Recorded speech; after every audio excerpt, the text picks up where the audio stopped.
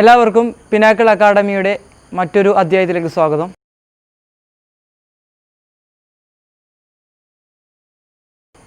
നമ്മുടെ പിന്നാക്കിൾ അക്കാഡമിയിൽ 8ാം ക്ലാസ്സിൻ്റെ ചാപ്റ്റേഴ്സ് ഉൾക്കൊള്ളിച്ചുകൊണ്ട് ഉള്ള ഒരു സീരീസാണ് ഇപ്പോൾ നടന്നുകൊണ്ടിരിക്കുന്നത്.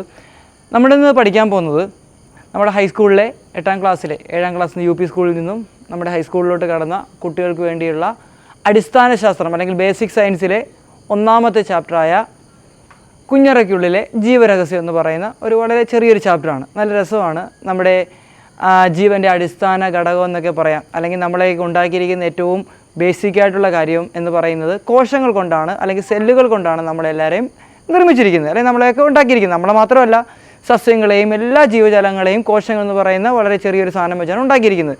അതിനെക്കുറിച്ചാണ് നമ്മൾ ഈ ചാപ്റ്ററിനകത്ത് കൂടുതലായിട്ടും പഠിക്കാൻ പോകുന്നത്. അപ്പോൾ നമുക്ക് അതിനു മുമ്പായിട്ട് ഈ കോശങ്ങളെയൊക്കെ നമ്മൾക്ക് ഒരിക്കലും കണ്ണുകൾ കൊണ്ട് കാണാൻ കഴിയത്തില്ല. ഇപ്പോൾ നിങ്ങൾക്കിപ്പോൾ എൻ്റെ ഈ രൂപം കാണാൻ പറ്റും, പക്ഷേ എൻ്റെ ശരീരത്തിലെ ഈ ത്വക്കിൽ, അതായത് നമ്മുടെ സ്കിന്നിൽ നമ്മളുടെ എന്തുണ്ട്, കോശങ്ങളുണ്ട്. ഈ കോശങ്ങൾ നമുക്ക് ഒരിക്കലും എന്ത് ചെയ്യത്തില്ല, കണ്ണുകൾ കൊണ്ട് കാണാൻ കഴിയത്തില്ല. നഗ്നനേത്രം കൊണ്ട് ഒരിക്കലും നമുക്കിതിനെ കാണാൻ കഴിയത്തില്ല. അപ്പം ഇതിനെ കാണാൻ, ഇപ്പോൾ നമുക്ക് ഉദാഹരണം നമ്മുടെ വൈറസ്, ഇപ്പോൾ നമ്മുടെ കൊറോണ വൈറസിനെ ഒരിക്കലും നമുക്ക് കണ്ണുകൾ കൊണ്ട് എന്ത് ചെയ്യാൻ പറ്റത്തില്ല, കാണാൻ കഴിയത്തില്ല. പക്ഷെ അങ്ങനെ ഒരു സംഗതി ഉണ്ട്. സയൻറ്റിസ്റ്റുകൾ അതിനെക്കുറിച്ച് പരീക്ഷണം, നമ്മൾ ഈ TV-യിലൊക്കെ കണ്ടിട്ടില്ലേ, ഒരു വട്ടത്തിനകത്ത് മുള്ളം പന്നിയുടെ മുള്ളു പോലെ കുറേ സാധനങ്ങൾ കഴിക്കുന്ന ഒരു സാധനം, കൊറോണ വൈറസ് എന്ന് പറയുന്നത്. അതുപോലെ സാധനങ്ങളെയൊക്കെ നമുക്ക്, വൈറസിനെയും ബാക്ടീരിയയൊക്കെ നമുക്ക് കണ്ണുകൾ കൊണ്ട് കാണാൻ പറ്റത്തില്ല. അപ്പോൾ ഇതിനെ കാണണമെന്നുണ്ടെങ്കിൽ നമ്മളൊരു ഇൻസ്ട്രുമെൻറ്റ് ഉപയോഗിക്കുന്നുണ്ട്. അതിൻ്റെ പേരാണ് കോമ്പൗണ്ട് മൈക്രോസ്കോപ്പ് എന്നാണ് വിളിക്കുന്നത്. നമ്മൾ ചെറിയ ക്ലാസ്സിലേക്ക് നമ്മൾ ലെൻസ് കണ്ടിട്ടില്ലേ? എന്തിനാണ് നമ്മൾ ലെൻസ് ഉപയോഗിക്കുന്നത്? നമ്മൾ ലെൻസ് ഉപയോഗിക്കുന്നത് ചെറിയ വസ്തുക്കളെ വലുതാക്കി കാണാനാണ് നമ്മൾ ലെൻസ് ഉപയോഗിക്കുന്നത്, അല്ലേ? അപ്പോൾ ഈ ഒന്നിൽ കൂടുതൽ ലെൻസുള്ള സംഗതിനെയാണ് നമ്മൾ മൈക്രോസ്കോപ്പ് എന്ന് വിളിക്കുന്നത്. അപ്പം മൈക്രോസ്കോപ്പ് എന്ന് വെച്ചാൽ ഒന്നിൽ കൂടുതൽ എന്തുണ്ടായിരിക്കും, അത് ലെൻസ് ഉണ്ടായിരിക്കും. എന്തിനാണ് ഒന്നിൽ കൂടുതൽ ലെൻസ് ഉപയോഗിക്കുന്നത്? അതായത് ഒന്നിൽ കൂടുതൽ നമുക്ക് ലെൻസ് ഉപയോഗിച്ച് കഴിഞ്ഞാൽ നമുക്കൊരു വസ്തുവിനെ നല്ല വലുതായിട്ട് എന്ത് ചെയ്യാൻ പറ്റും, കാണാൻ കഴിയും. ഇപ്പോൾ ഒരു ഉദാഹരണത്തിന് എൻ്റെ കയ്യിൽ ഒരു ലെൻസ് ഉണ്ട്.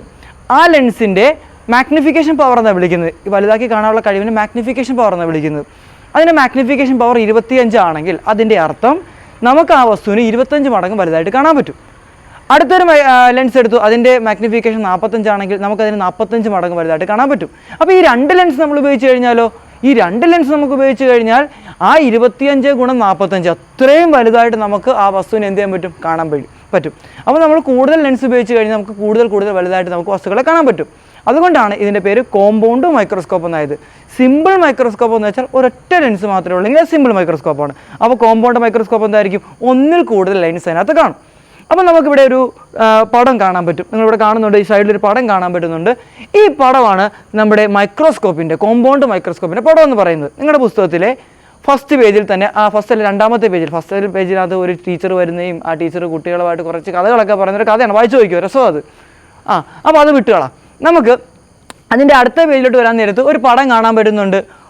ഒരു വെള്ള കളറിലുള്ള ഒരു നല്ലൊരു പടം. എന്നിട്ട് അതിനകത്ത് കുറേ ആരയിട്ട് വെച്ചിട്ട് ഇത് പൂരിപ്പിക്കാനൊക്കെ പറയുന്നുണ്ട്.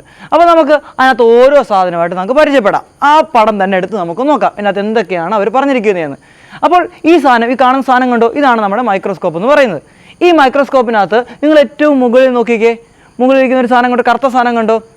അതിനകത്തൂടെയാണ് നമ്മൾ വെച്ചിരിക്കുന്ന സാധനത്തിനെ നോക്കുന്നത്. അതുകൊണ്ട് നമ്മൾ അതിനെ എന്താ വിളിക്കുന്നത്, ഐ പീസ് എന്നാണ് വിളിക്കുന്നത്. ഐ പീസ് എന്ന് വെച്ചാൽ നമ്മുടെ കണ്ണ് വെച്ച് നമ്മൾ നോക്കുന്ന സാധനം, അതുകൊണ്ടാണ് അതിൻ്റെ പേര് എന്തായത്, ഐ പീസ്. അതൊരു ലെൻസാണ് കേട്ടോ. ഐ പീസ് എന്താണ്, ഒരു കോൺവെക്സ് ലെൻസാണ്. നമ്മൾ പഠിക്കും കോൺവെക്സ് ഒക്കെ എന്താണ്, കോൺകേവ് ലെൻസ് ഒക്കെ എന്താണ്. അപ്പോൾ സിമ്പിളായിട്ട് ഒരു ലെൻസാണത്, ഐ പീസ് ലെൻസാണത്. അതിൻ്റെ താഴോട്ട് നമ്മൾ നോക്കുവാണെങ്കിൽ അവിടെ നിങ്ങൾക്ക് 2 സാധനം കണ്ടോ, ഒരു ബ്ലാക്കിലെ വട്ടത്തിരിക്കുന്ന സാധനം, അതിന് നോബ് എന്നാണ് വിളിക്കുന്നത്. നമുക്ക് ഈ ലെൻസിനെ അഡ്ജസ്റ്റ് ചെയ്യാനും മൈക്രോസ്കോപ്പിനെയൊക്കെ അഡ്ജസ്റ്റ് ചെയ്യാനും അങ്ങോട്ട് തിരിച്ചു മറിച്ചൊക്കെ വെക്കാനും, ആ 2 ലെൻസ് ഉണ്ടെന്ന് ഞാൻ പറഞ്ഞില്ലേ, ഈ ലെൻസുകളുടെ ഇതൊക്കെ കുറക്കാൻ വേണ്ടിയും കൂട്ടാൻ വേണ്ടിയൊക്കെയാണ്, അകലം അഡ്ജസ്റ്റ് ചെയ്യാനൊക്കെ വേണ്ടിയാണ് ആ നോബ് നമ്മൾ 2 ഉപയോഗിക്കുന്നത്. നോബ് കഴിഞ്ഞ് നിങ്ങൾ താഴോട്ട് വരുവാണെങ്കിൽ കൂർത്തിരിക്കുന്ന 2-3 സാധനം കണ്ടോ, ഇങ്ങനെ വട്ടത്തിലിരിക്കുന്ന, അതിനെ വിളിക്കുന്ന പേരാണ് ഒബ്ജക്റ്റീവ് ലെൻസ് എന്ന് പറയും. ഞാൻ പറഞ്ഞു 2 ലെൻസ് ഉണ്ടായിരിക്കും എന്ന് പറഞ്ഞില്ലേ. അപ്പോൾ മുകളിലത്തെ ഐ പീസ്, താഴത്തെ എന്താണ്, ഒബ്ജക്റ്റീവ് ലെൻസാണ്. ഒബ്ജക്റ്റീവ് ലെൻസ് പല രീതിയിലുണ്ട്. അതായത് നമുക്ക് ഒബ്ജക്റ്റീവ് ലെൻസ് 25, 45 അങ്ങനെ പല ഇതുണ്ട്. 25, 40 വെച്ചാൽ നമുക്ക് തന്നെ അത്ര വലുതായിട്ട് കാണാൻ പറ്റും. അങ്ങനെ 2-3 ലെൻസ് ഉണ്ട്. ആ ലെൻസ് നമുക്ക് കറക്കി അഡ്ജസ്റ്റ് ചെയ്യാനൊക്കെ പറ്റും. അപ്പോൾ അതിനെ വിളിക്കുന്നത് എന്താണ്? ഒബ്ജക്റ്റീവ് ലെൻസാണ്. എന്തുകൊണ്ടാണ് ഒബ്ജക്റ്റീവ് എന്ന് വിളിക്കുന്നത്? കാരണം നമ്മൾ ആ ലെൻസിൻ്റെ അടിയിലാണ് നമുക്ക് കാണേണ്ട സെൽസിനെയോ അല്ലെങ്കിൽ വൈറസിനെയോ ഒക്കെ സാധനങ്ങളെയൊക്കെ നമ്മളവിടെ കൊണ്ടുവെക്കുന്നത്. അപ്പോൾ അതിൻ്റെ പേരെന്താണ്? ഒബ്ജക്റ്റീവ് ലെൻസ് എന്നാണ് നമ്മളതിനെ വിളിക്കുന്നത്. എന്താ വിളിക്കുന്നതിനെ? ഒബ്ജക്റ്റീവ് ലെൻസ് എന്നാണ് നമ്മളതിനെ വിളിക്കുന്നത്. ഓക്കെ, അടുത്ത പാട്ട് നിങ്ങൾ നോക്കിയേ. അടുത്ത പാട്ടാണ് സ്റ്റേജും ക്ലിപ്പും. അതായത് നമ്മൾ കൊണ്ട് വെക്കുന്ന സാധനത്തിനെ ഉറപ്പിച്ച് വെക്കാൻ വേണ്ടി ഒരു ക്ലിപ്പും അത് വെക്കാൻ വേണ്ടി ഒരു സ്റ്റേജും ഉണ്ട്, സ്റ്റേജും ക്ലിപ്പും. അത് കഴിഞ്ഞ് താഴെ സാധനം കണ്ട് ഒരു കറുത്ത സാധനം അതിൻ്റെ തൊട്ട് താഴെ അതിനെ വിളിക്കുന്ന പേരാണ് കണ്ടൻസർ എന്ന് വിളിക്കുന്നത്. കണ്ടൻസർ എന്ന് വിളിക്കുന്നത്. കണ്ടൻസർ എന്ന് പറയുന്നത് ഞാൻ പറഞ്ഞുതരാം എന്താണ് കണ്ടൻസറിൻ്റെ ഉപയോഗം ഞാൻ പറഞ്ഞുതരാം. ഏറ്റവും അവസാനം നിങ്ങൾ കണ്ടോ ഒരു സാധനം കണ്ടോ? ഒരു മിററാണ് ആ സാധനം. ആ മിറർ എന്ന് വെച്ചാൽ നമുക്കിപ്പോൾ ഈ ഒബ്ജക്റ്റിൻ്റെ നമ്മൾ വെക്കുന്ന സാധനത്തിലോട്ട് വെട്ടം കിട്ടാൻ വേണ്ടി നമ്മൾ ആ മൈക്രോസ്കോപ്പിൻ്റെ താഴെ നമ്മളൊരു മിററാണ് ഉപയോഗിക്കുന്നത്. ഈ മിറർ ഉപയോഗിച്ച് നമ്മൾ എന്ത് ചെയ്യും? വെട്ടം എന്ത് ചെയ്യും? അതിൻ്റെ മുകളിലോട്ട് അടിച്ചു കൊടുക്കും. അപ്പോൾ ഈ വെട്ടം മുകളിലോട്ട് പോകുന്ന നേരത്ത് വെട്ടത്തിനെ അല്ലെങ്കിൽ നമ്മൾ ഈ താഴേന്ന് വരുന്ന ഈ ലൈറ്റിനെ നന്നായിട്ട് ഫോക്കസ് ചെയ്യാനാണ്, അല്ലെങ്കിൽ നമ്മുടെ ഒബ്ജക്റ്റിലോട്ട് നന്നായിട്ട് കേന്ദ്രീകരിക്കാൻ വേണ്ടിയാണ് നമ്മൾ എന്ത് ഉപയോഗിക്കുന്നത്? കണ്ടൻസർ ഉപയോഗിക്കുന്നത്. അപ്പോൾ ഇത്രയും കാര്യങ്ങളാണ് നമ്മുടെ ഈ മൈക്രോസ്കോപ്പിനകത്തുള്ളത്. അപ്പോൾ എന്തൊക്കെയാണ് ഒരു മൈക്രോസ്കോപ്പിനകത്തുള്ളത്? ഒന്നും കൂടെ നോക്കിയേ. മുകളിൽ എന്താണ്? ഐ പീസാണ്. താഴെ എന്താണ്? നോബാണ്. അതിന് താഴെ എന്താണ്? ഒബ്ജക്റ്റീവ് ലെൻസാണ്. അതിന് താഴെ എന്താണ്? സ്റ്റേജിങ് ക്ലിപ്പുമാണ്. അതിന് താഴെ എന്താണ്? കണ്ടൻസറാണ്. അതിന് താഴെ എന്താണ്? നമ്മുടെ മിററാണ്. ഓക്കെ, നമുക്കിനി എങ്ങനെയാണ് ഒരു സംഗതിനെ ഈ മൈക്രോസ്കോപ്പ് വെച്ച്, സംഗതി എന്ന് വെച്ചാൽ നമ്മുടെ ഇപ്പോൾ വേരിൻ്റെയോ അല്ലെങ്കിൽ നമ്മുടെ ഏതെങ്കിലും നമുക്ക് നോക്കാൻ പോകുന്ന ഒരു സസ്യത്തിൻ്റെയോ ഛേദമെടുക്കുക. അത് നിങ്ങൾ വേണ്ടത്, ഇപ്പോൾ ഒരു വസ്തുവിൻ്റെ ഇപ്പോൾ നമ്മുടെ വാഴയുടെ വേരെടുത്ത് ഈ വേരെടുത്തിട്ട് നിങ്ങൾ എന്ത് ചെയ്യുക? വെള്ളത്തിൽ മുക്കി വെക്കുക, ജലാംശം നഷ്ടപ്പെടാതിരിക്കാൻ വേണ്ടി കേട്ടോ. അതിനുശേഷം നിങ്ങൾ അതിൻ്റെ എന്തെടുക്കുക? നെടുകയുള്ള ഛേദം മുറിച്ചെടുക്കുക. വളരെ നേർത്ത ഈ ബ്ലേഡൊക്കെ ഉപയോഗിച്ച് വളരെ നേർത്ത, കൈമുറി ചെയ്ത് കേട്ടോ, വളരെ നേർത്ത ഛേദങ്ങളാക്കി മാറ്റിയതിന് ശേഷം ഇതിനെടുത്ത് വെള്ളത്തിലിടുക. എന്നിട്ട് ഇതിൽ നിന്നും അത് നമ്മുടെ ഒരു വാച്ച് ഗ്ലാസ്സിനകത്ത് എടുത്തിരിക്കുന്ന വെള്ളത്തിലിട്ടിട്ടതിന് ശേഷം നമ്മൾ ഇതിന് എന്ത് ചെയ്യുക? നമ്മുടെ ഇതിനകത്ത് വളരെ നേർത്ത ഛേദം നമ്മൾ എന്ത് ചെയ്യുമെന്നറിയാവോ?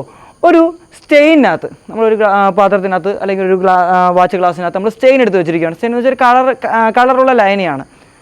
ഏകദേശം ഒരു റെഡ് കളറുള്ള അല്ലെങ്കിൽ റോസ് കളറിൻ്റെ ഒരു പിങ്ക് ഒരു ഷേപ്പ് ഒരു കളറുള്ള ഒരു ദ്രാവകമാണ് നമ്മുടെ സ്റ്റെയിൻ എന്ന് പറയുന്നത്. ഈ സ്റ്റെയിനിൽ മുക്കുന്നത് വെച്ചാൽ നമുക്ക് ഇതിൻ്റെ ഛേദം വളരെ വ്യക്തമായി കാണാൻ വേണ്ടിയാണ് നമ്മൾ കളറിൽ മുക്കുന്നത്.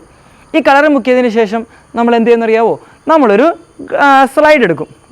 നമ്മുടെ ഒരു ഗ്ലാസ് എടുത്തിട്ട് അതിനകത്ത് നമ്മൾ ഗ്ലിസറിൻ ഒഴിക്കും. ഓക്കെ, ഗ്ലിസറിൻ ഒഴിച്ചതിന് ശേഷം നമ്മൾ ഈ സ്റ്റെയിനിൽ മുക്കി വെച്ചിരിക്കുന്ന അല്ലെങ്കിൽ സ്റ്റെയിനിട്ട് വെച്ചിരിക്കുന്ന ആ സാധനമില്ലേ അതെടുത്തിട്ട് വെള്ളത്തിൽ കഴുകുക. അതിനുശേഷം ഈ ഗ്ലിസറിൽ എന്ത് ചെയ്യുക? നിങ്ങൾ ഒഴിക്കുക, അല്ലെങ്കിൽ ഗ്ലിസറിലോട്ട് നിങ്ങൾ വെക്കുക. ഇതൊക്കെ ബ്രഷ് ഉപയോഗിച്ചാണ് ചെയ്യേണ്ടത് കേട്ടോ. കൈ വെച്ച് വെച്ചാൽ ചിലപ്പോൾ അതിൻ്റെ എന്ത് മാറും? അതിന് ക്ഷതമൊക്കെ ഉണ്ടാകാൻ സാധ്യതയുണ്ടാകും. അതിനുശേഷം എന്ത് ചെയ്യുക? വായു കടക്കാതിരിക്കാൻ വേണ്ടി നമ്മൾ അതിൻ്റെ മണ്ടക്കോട്ട് ഒരു ചെറിയൊരു ഗ്ലാസ് പീസ് എടുത്ത് എന്ത് ചെയ്യുക? അതിന് മുകളിലോട്ട് വെക്കുക. ഓക്കെ, അതിനുശേഷം അതിനകത്ത് അധികമായിട്ട് നിൽക്കുന്ന ഗ്ലിസറിനൊക്കെ തുടച്ച് കളയുക. എന്നിട്ട് എന്ത് ചെയ്യുന്നത്? നമ്മുടെ നേരത്തെ പറഞ്ഞില്ലായിരുന്നു നമ്മുടെ മൈക്രോസ്കോപ്പിനകത്ത് ഒരു ക്ലിപ്പുണ്ടെന്ന് പറഞ്ഞില്ലായിരുന്നോ? സ്റ്റേജിങ് ക്ലിപ്പും. അവിടെ കൊണ്ട് ഈ സാധനത്തിന് ഉറപ്പിച്ച് വെക്കുക. ഉറപ്പിച്ച് വെച്ചതിന് ശേഷം നിങ്ങൾ എന്താ ചെയ്യണമെന്ന് അറിയാമോ? താഴെ ഇരിക്കുന്ന നിങ്ങളുടെ ഇതിലെ മറ്റേ മിററില്ലേ, ആ മിറർ വെച്ചിട്ട് നിങ്ങൾ എന്ത് ചെയ്യുക? ലൈറ്റിനെ അഡ്ജസ്റ്റ് ചെയ്യുക. ലൈറ്റിനെ എങ്ങോട്ട് വിടുക? നമ്മുടെ വെച്ചിരിക്കുന്ന സാധനത്തിലോട്ട് ലൈറ്റിനെ പതിപ്പിക്കുക. മിറർ വെച്ച് നമുക്ക് പതിപ്പിക്കാൻ പറ്റും. മിറർ നമുക്ക് അഡ്ജസ്റ്റ് ചെയ്തിട്ട് ലൈറ്റ് പതിപ്പിക്കാൻ പറ്റും. അതിനുശേഷമാണ് നിങ്ങൾ എന്ത് ചെയ്യേണ്ടത്? നിങ്ങളുടെ ഐ പീസിലൂടെ നിങ്ങളിതിനെ നോക്കുക. നിങ്ങൾക്ക് ഈ നോബ് വെച്ചിട്ട് നിങ്ങൾക്ക് ഫോക്കസൊക്കെ അഡ്ജസ്റ്റ് ചെയ്തിട്ട് നിങ്ങൾക്ക് അതിന് എന്ത് ചെയ്യാൻ പറ്റും? വലുതായിട്ട് എന്ത് ചെയ്യാൻ പറ്റും? കാണാൻ പറ്റും. ഇപ്പോൾ പറഞ്ഞു തരുമ്പോൾ എളുപ്പമാണ്, പക്ഷേ അത് ചെയ്ത് നോക്കാതെ നമുക്കൊരിക്കലും അതിനെക്കുറിച്ച് ഡീറ്റെയിൽ ആയിട്ട് പറയാൻ പറ്റത്തില്ല. നമുക്ക് ജസ്റ്റ് പറഞ്ഞു തരാം, പക്ഷേ നിങ്ങളത് ഈ പറഞ്ഞു കേട്ടുകൊണ്ട് പോയിട്ട് നിങ്ങൾ ഒരിക്കലും എന്ത് ചെയ്യാൻ പറ്റത്തില്ല? മൈക്രോസ്കോപ്പ് ഉപയോഗിച്ച് നിങ്ങൾക്ക് കാണാൻ പറ്റത്തില്ല. നല്ല എന്ത് വേണം? കുറച്ച് പ്രാക്ടീസ് ഉണ്ടെങ്കിൽ മാത്രമേ നിങ്ങൾക്ക് അത് ചെയ്യാൻ പറ്റത്തുള്ളൂ. അപ്പോൾ നിങ്ങളുടെ ടീച്ചർ നിങ്ങൾ എന്ത് ചെയ്യും? സ്കൂളിൽ ചെല്ലുമ്പോഴത്തേക്കും മൈക്രോസ്കോപ്പ് എങ്ങനെയൊക്കെയാണ് ഉപയോഗിക്കുന്നതെന്നും അതിൽ നിന്ന് എങ്ങനെ ഈ വസ്തുക്കളെയൊക്കെ കാണാൻ പറ്റുമെന്നൊക്കെ ടീച്ചർ എന്ത് ചെയ്യും? നിങ്ങൾക്ക് പറഞ്ഞു തരും. ഓക്കെ, അപ്പോൾ നമ്മൾ ഇന്ന് പഠിച്ചത് ഇത്രയേ ഉള്ളൂ. ജസ്റ്റ് ആ മൈക്രോസ്കോപ്പിനകത്തൂടെ എങ്ങനെയാണ് നമ്മൾ വസ്തുക്കളെ എന്ത് ചെയ്യുന്നത്? കാണുന്നത്. ഇതാണ് നമ്മൾ ഇന്ന് പഠിച്ചത്. നമുക്കിനി അടുത്ത ക്ലാസ്സിൽ എന്ത് ചെയ്യാം?